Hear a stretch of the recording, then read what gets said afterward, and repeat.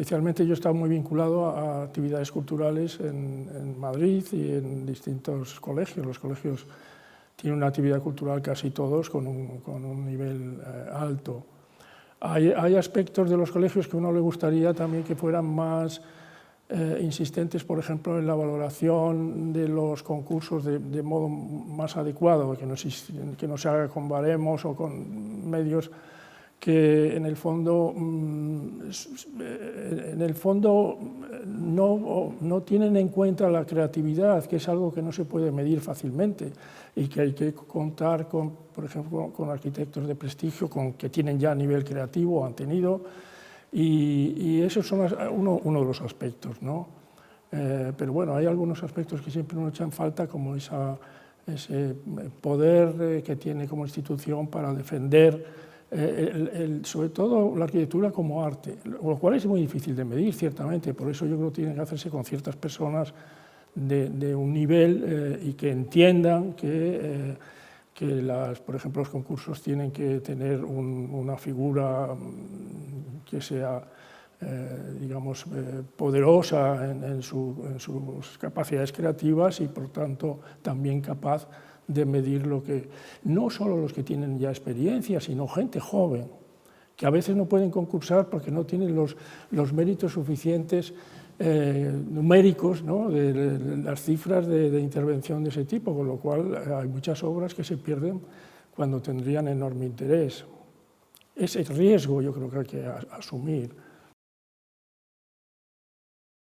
Yo tuve con la Galería Juana de Espuro una vinculación durante muchos años, y yo venía aquí a Juana, he estado en su casa y acogía, era muy cariñosa con los artistas y acogía a todos muchas veces en su propia casa, y ahí pues por ese motivo pues he venido bastantes veces. Después he perdido algo el contacto, hace años que no venía.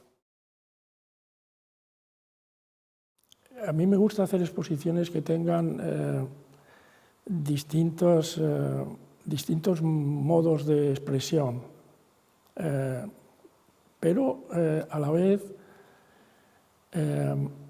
que se vea que no hay contaminaciones formales, pero sí experiencia de un fenómeno, por ejemplo, un fenómeno físico, ¿no?, como pueda ser la gravedad. Entre un cuadro de estos, donde se nota que está la pintura dejada correr su camino por la energía gravitatoria, por la fuerza gravitatoria, es igual que un aro que no tiene nada que ver formalmente, pero expresa lo mismo.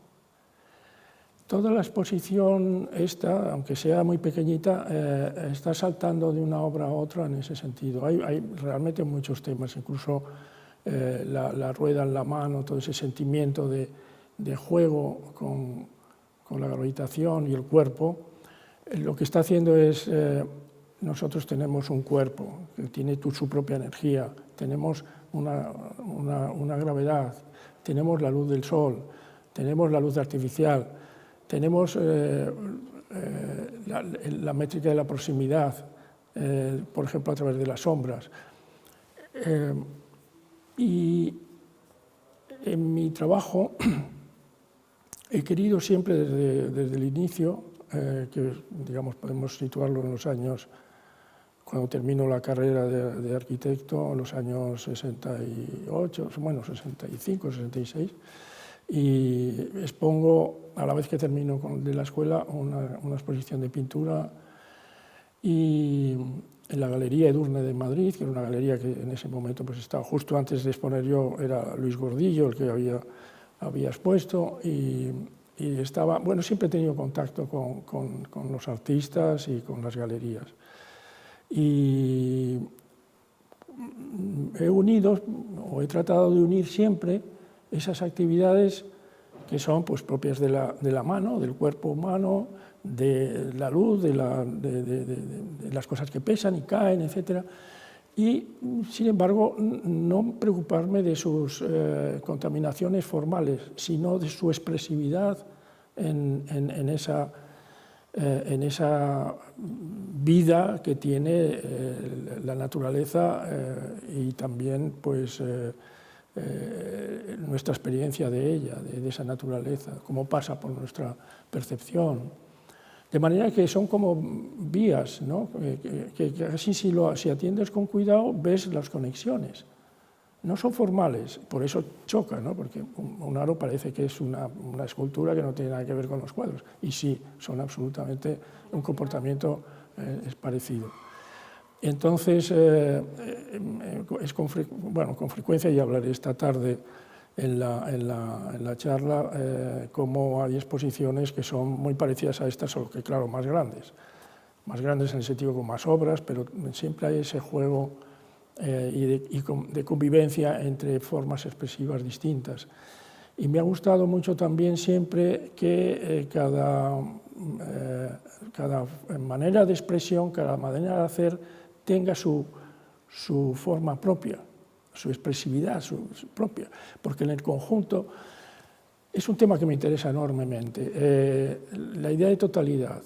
Nosotros tenemos muchos sentidos, tenemos en las manos, los artistas que pintamos, muchas manos ocultas en el sentido de que, pues como un pianista, pues la digitación es distinta. A veces son unas formas mucho más duras, otras veces son sutiles, y en ese juego pues hay un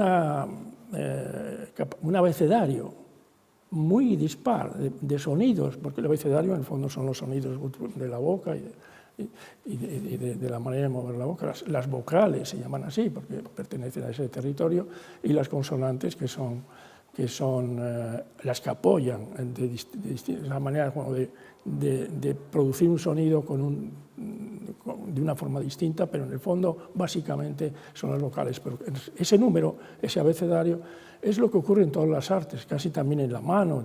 Picasso, por ejemplo, hablaré esta tarde, es un extraordinario artista políglota en ese sentido. Usa todo el abecedario, todo. O sea, notas cómo no tiene un estilo propio, sino que tiene muchos, y además los defiende con su obra, pero además lo ha defendido maravillosamente con los logros en distintos momentos artísticos. Él pasaba por el cubismo, pasaba por el surrealismo, pasaba por todo con un don, y ese don yo creo que exploró su propio cuerpo en la expresividad, en los aspectos de las maneras de hacer. El cuerpo dicta muchas cosas a la arquitectura. Hay una antropométrica, pero es que, por ejemplo, yo tengo una obra se llama La Casa de la Lluvia, porque toda mi obra está conectada con hilos que continúan hasta el infinito, por así decirlo, que son las energías, por ejemplo, ¿no? Pero hay una energía que me di cuenta enseguida, que es el horizonte. Habitamos en el horizonte. Bueno, todos nuestros tres ojos, o los ojos están en el mismo digamos, ámbito volumétrico que está a una altura determinada. Estamos sentados, pero tú de pie, pero más o menos ese fragmento es en el que vivimos visualmente. Y tiene una importancia enorme. Y yo recuerdo que en el primer proyecto que hice de joven, una casa para mi hermano, dictó una ventana corrida que está en lo que sería entre el rango, el fragmento continuo y a la misma altura del suelo, digamos, está gobernando el proyecto de las ventanas de la casa, de una parte de las ventanas de la casa. Ese horizonte está también dialogando con otro que es distinto, que es el punto de fuga. El punto de fuga es el punto en que convergen las líneas de la perspectiva cuando estamos simplemente mirando en dirección perpendicular a nuestro cuerpo, ¿no? Entonces, eso es una arquitectura que existe de antemano, ¿no? Esa arquitectura existe de antemano, y entonces es seguirla y potenciarla, hacer ver que su existencia también exige una respuesta. Poner una ventana de abajo no tiene sentido porque no ves nada. Quizás sea un ventilador para ventilar la casa, pero no puedes tenerla en cuenta como en el cuerpo, en pie o sentado, pero con la butaca que mira por una ventana hacia el fondo del valle hacia el fondo del horizonte, ¿no? Hacia un punto de ese horizonte. Bueno, todas esas cosas han sido muy consideradas por mi trabajo desde siempre, y además me parece que esas cosas tan tontas, tan sencillas, tan directas, tan no tecnológicas, son muchas veces las más olvidadas. Y sí que he tenido siempre un deseo, incluso por haber estado en el MIT, que es un instituto tecnológico, siempre tuve un deseo, del cual hablaré también esta tarde, de potenciar aquello que no es técnico, que no es tecnología. Es decir, estamos siempre hablando de la inteligencia artificial, de mil cosas, y todavía hay muchas esferas de nuestro conocimiento que están poco educadas, poco conscientes de lo que se puede hacer con ellas. Claro, es una actitud casi diríamos más que estar, pero ser consciente de que ese estar es muy rico, de que la contemplación exige una atención al hacer y al estar sin hacer nada, por ejemplo, ¿no? Ese es no hacer, pero a la vez ser consciente de que existen maravillas al alcance de la mano realmente muy entretenidas. Yo creo que estar sentado delante de un paisaje donde estás viendo como la tarde en tantos aspectos, yo creo que la gente no lo hace, y es mucho mejor que una película o que incluso una lectura. Esa vivencia que va transformándose es un excelentísimo ejercicio, porque no hay inmersión tan lograda como el estar ante lo natural. Bueno, es decir, que todos esos aspectos desde muy pronto fueron los que me llevaron también, bueno, pues a trabajar y a pintar, porque claro, cuando uno pinta también uno explora su propio cuerpo. Es el ejercicio corporal de la pintura es muy gracioso, porque a veces te ves agachado, pintando abajo, y subes inmediatamente arriba, incluso tienes que subirte a una pequeña escalera porque no llegas. Estos cuadros, la parte de arriba a veces me obligan a subir una pequeña escalera, con lo cual tienes una serie de pequeñas cosas absurdas, si quieres, pero que intervienen, e incluso el equilibrio. La línea a lo mejor no la puedes extender tanto porque te vas, pero entonces hay una limitación, saberlo de antemano, hay cantidad de pequeños saberes. Bueno, como un cocinero puede saber que si le pongo un poco más de esto no funciona, ¿no? En fin, ese tipo de cosas. Y son muy divertidas y muy gratificantes cuando aciertas. Claro, cuando no, pues bueno, te llevas pequeños disgustos, pero es parte del trabajo. Hay una confluencia además en su diversidad, porque yo no he alterado, los lenguajes son distintos, pero el que coexistan es muy importante para mí, que coexistan, y además se inspiran entre ellos. O sea, bueno, tiene algo que es natural. Nosotros tenemos maneras de expresarnos y de encarar el mundo, pero el mundo, a través también de diversos modos expresivos, pero el mundo es una unidad. ¿Por qué no va a ser una unidad en el origen y en el destino también, no? Pues yo no veo que haya que dedicarse a una cosa sola. Por eso también mi trabajo, y hay muchas imágenes, tienen la expresión de recoger ese abecedario que yo llamo. Por ejemplo, la conquista del abecedario para el hombre primitivo es una cosa que seguramente tardó muchísimo tiempo. Son sonidos que luego se transformaron en signos gráficos, pero son sonidos del canto del hombre primitivo y las distintas formas de usar su propia.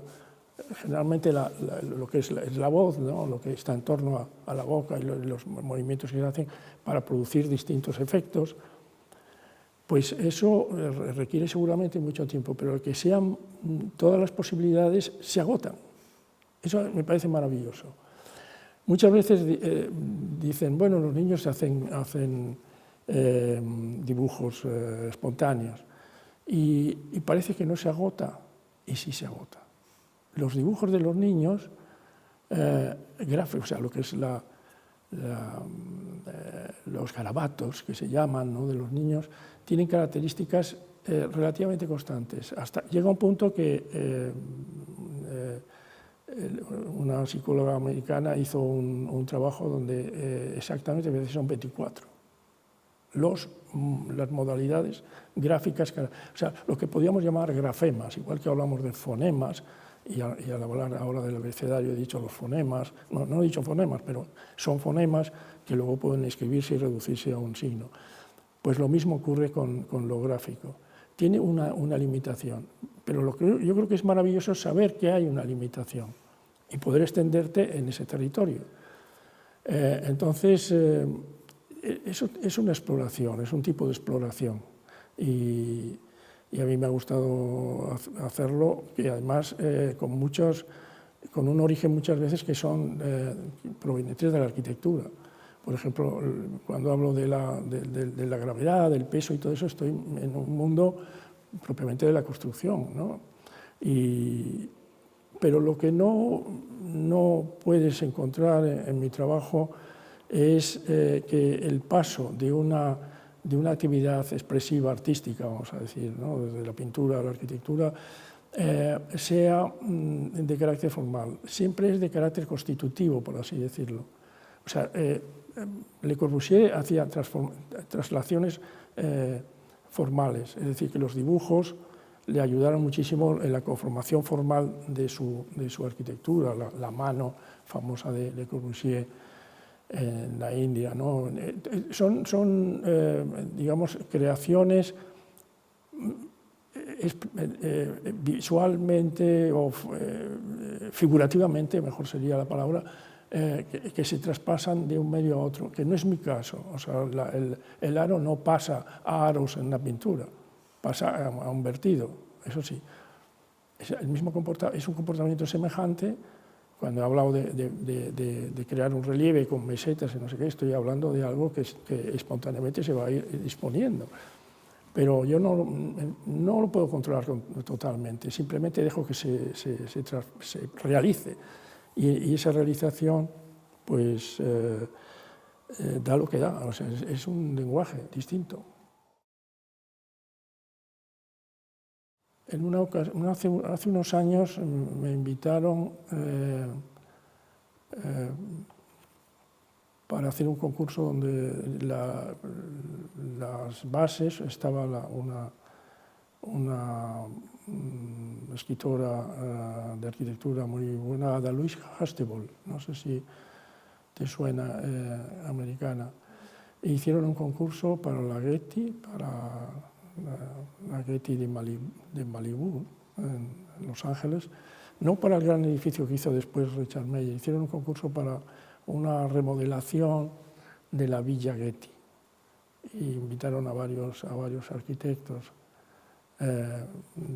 Estaba Álvaro Sisa, y estaba Machado Silvetti, que son argentinos. Fueron precisamente los que luego tuvieron el encargo.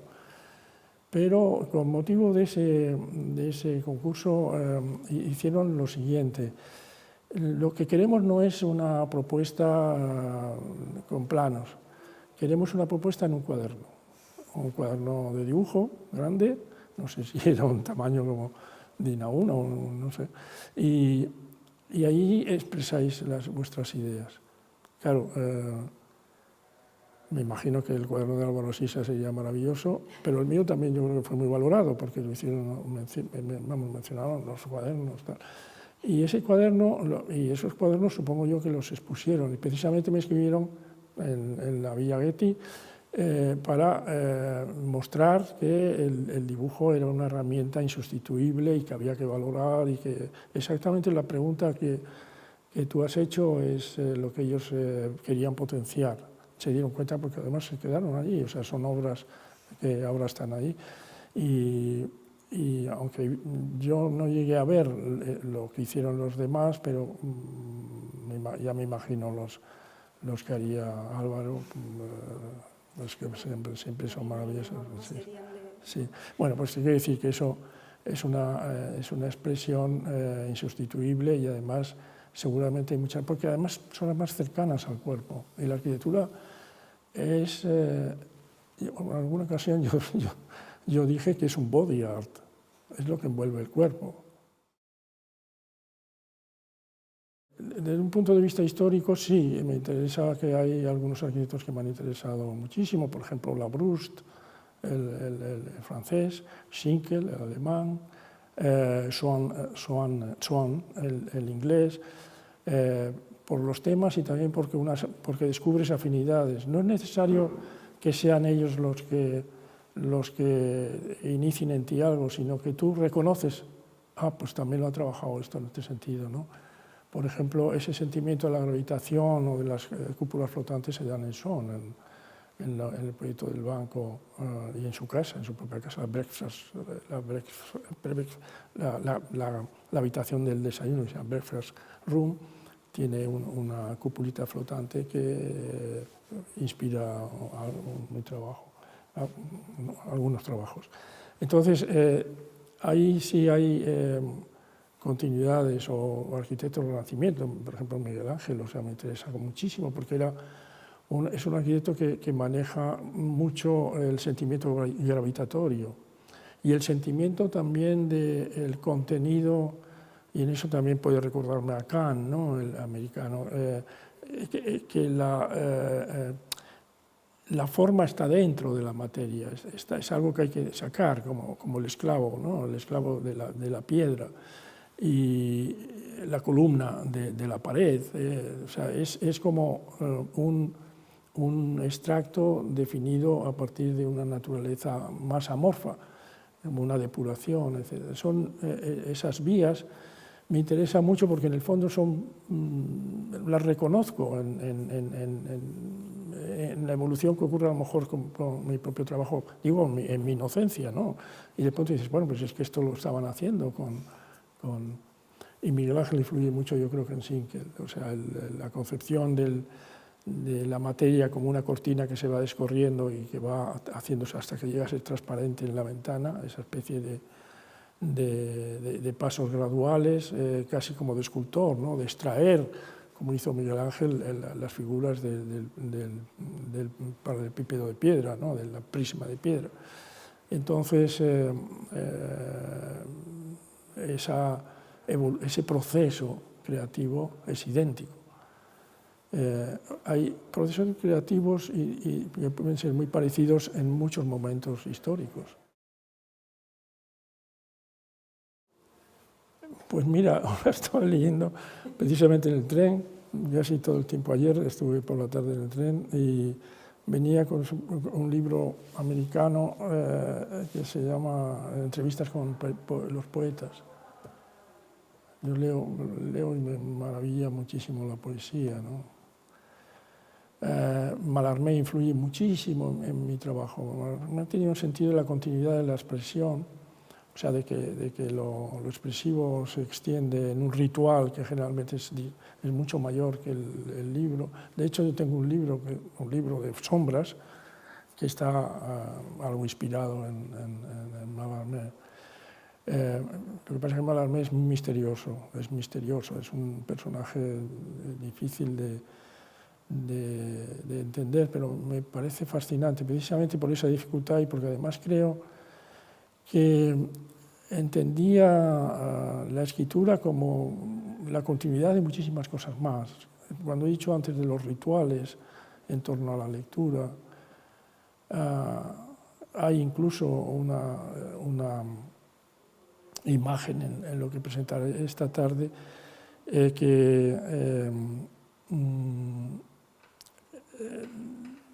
el que yo tengo una serie de fascículos de papel, creando como libritos, sin nada escrito, en distintos momentos en relación a la luz. Son fascículos abiertos. Y los he desplegado, precisamente ahora está en una exposición en Madrid, en el Club Matador, en una exposición de arte que ha comisariado Vicente Todolí, que es fue director de la de Londres, la Galería de Londres. Entonces, me di cuenta que es un gesto absolutamente de Mallarmé. ¿Qué hace con la escritura? Él habla de la escritura y lo que menciona en sus textos divagaciones, que son las notas que él dejó cuando murió, habla de la escritura y se refiere al tintero, con su gota negra. Claro, su gota negra, que es como una conciencia de la que emergen todas las cosas de las que se habla. El tintero, o sea, una especie de cosa negra. Y yo hice la pieza donde se veían los fascículos todos abiertos a la luz en las primeras páginas, pero todas las de abajo están a oscuras. Solamente entra a lo mejor luz un poco por los bordes, porque los libros que son el ejemplo de la iluminación mental, están en la mayor oscuridad. Es decir, una biblioteca lo que más abunda es el negro, digamos, lo que Mallarmé llamaba la gota de tinta, que contiene luego todo, porque es lo que nos sirve para comunicarnos. Es decir, esa cantera escondida de un potencial infinito, en el fondo no dice nada, es como la energía que puedes usar, pero que hasta que no lo empleas no aparece, no es nada. Precioso, ¿no? Eso es una idea de Mallarmé. Y claro, cuando estás trabajando en esas continuidades de los objetos, del ritual que hay en abrir el libro, Laura, por ejemplo, ¿te acuerdas de aquel cuchillo para abrir las encuadernaciones que están pegadas y lo abres? De todo eso escribe, o sea, no solamente es un poeta de lo que se cuenta, es también de lo que hay en torno. De hecho, usa la gravedad, su forma de poner en la hoja frases, ¿no? Las deja ahí descolgando y caen como si fuera en uno de estos juguetes que una bolita va cayendo por gravedad, ¿no? Y sobre todo el espacio, no solo la palabra escrita, sino el espacio que la envuelve. Es un teatro en un escenario. Ese escenario es el papel blanco. Y también cuando lo cierras es negro, o sea, no existe, no dice nada. Es muy bello. O sea, por ejemplo, ese es un poeta. Te puedo decir que no es nada concreto, es un poco sus obras completas, ¿no? O sea, me han interesado muchísimo.